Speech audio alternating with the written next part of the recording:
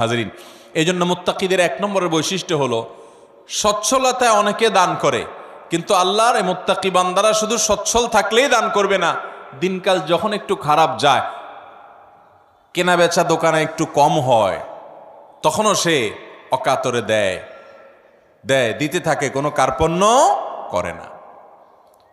তাহলে এই বৈশিষ্ট্যটা আমাদের, যার মধ্যে যতটুকু ঘাটতি আছে, এই মাহফিল থেকে, মজলিস থেকে আসুন মনে মনে নিয়ত করে নেই যে ইনশাআল্লাহ এখন থেকে আল্লাহ তাআলা আমাকে যতটুকু তৌফিক দিবেন ওখান থেকে আমি কিছু আল্লাহর রাস্তায় দান করব, আল্লাহকে খুশি করবার জন্য দিব। এবং যখন আমদানি ইনকাম অনেক ভালো তখনও দিব, যখন ইনকাম নাই একেবারে টানাটানি আছে ওখান থেকে একটু বাঁচিয়ে হলেও দিব। কারণ আল্লাহ তাআলা আমার দানের পরিমাণ দেখবেন না, আল্লাহ দেখবেন আমার সামর্থ্যের তুলনায় আমি কতটুকু করলাম। ঠিক না বে ঠিক? ভাইরা আমার, সাহাবা একরাম